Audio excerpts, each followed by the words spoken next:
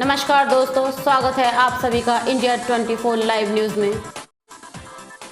देश की 15वीं राष्ट्रपति बनी मुर्मू, विपक्ष के उम्मीदवार यशवंत सिन्हा को दी करारी मात। देश के राष्ट्रपति पद के लिए 18 जुलाई को हुए मतदान के बाद गुरुवार को हुई मतगणना में एनडीए उम्मीदवार द्रौपदी मुर्मू को बड़े अंतर से जीत हासिल हुई है। मुर्मू को तीसरे राउंड की गिनती के बाद 50% से ज्यादा वोट हासिल हो चुके हैं और विपक्ष के उम्मीदवार यशवंत सिन्हा चुनाव हार चुके हैं। द्रौपदी मुर्मू को तीसरे दौर की मतगणना के बाद अब तक 5,77,777 वोट मिले, जबकि यशवंत सिन्हा के 2,61,062 वोट हासिल हुए। साफ है कि आदिवासी समाज से आने वाली द्रौपदी मुर्मू देश की 15वीं राष्ट्रपति होंगी। उनकी जीत पर बीजेपी कार्यकर्ता जश्न मना रहे हैं। साथ ही उनके गृह राज्य ओडिशा में भी खुशी की लहर दौड़ चुकी है। मुर्मू देश की पहली आदिवासी महिला है जो राष्ट्रपति के सर्वोच्च पद पर आसीन होगी।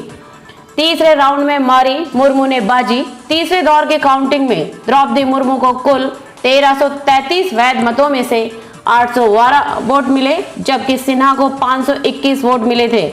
इस राउंड में कर्नाटक, महाराष्ट्र, केरल, पंजाब, मिजोरम, ओडिशा, मणिपुर जैसे राज्यों के वोट गिने गए थे।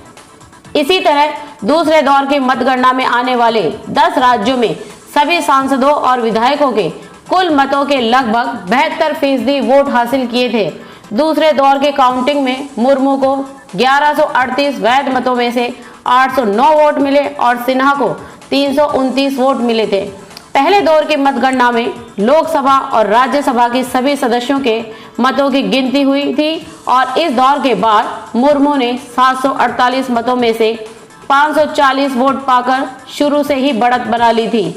इस राष्ट्रपति चुनाव में प्रत्येक सांसद के वोट का मूल्य 700 है। पहले दौर की मतगणना के बाद विपक्ष के उम्मीदवार यशवंत सिन्हा को 208 वोट मिले थे। मुर्मू के पक्ष में क्रॉस वोटिंग से भी उन्हें हुआ बहुत ज्यादा फायदा। मुर्मू को आधिकारिक रूप से समर्थन देने वाले दलों की संख्या बल के अतिरिक्त उन्हें 12 से 13 सांसदों के वोट मिलने का अनुमान है। चुनाव से पहले विभिन्न दलों में 538 सांसदों ने मुर्मू को अपना समर्थन दिया, लेकिन उनमें से कुछ ने वोट नहीं दिया। दूसरी ओर सिन्हा के कुल वोटों का मूल्य 1,45,600 था, जो कुल वैध मतों का 27.81% है। अधिकारियों ने बताया कि मतगणना के दूसरे दौर में विधायकों के मतों की गिनती हुई है। देश के नए राष्ट्रपति का शपथ ग्रहण 25 जुलाई को होना है। उससे एक दिन पहले यानी 24 जुलाई को राष्ट्रपति रामनाथ कोविंद का कार्यकाल खत्म हो रहा है।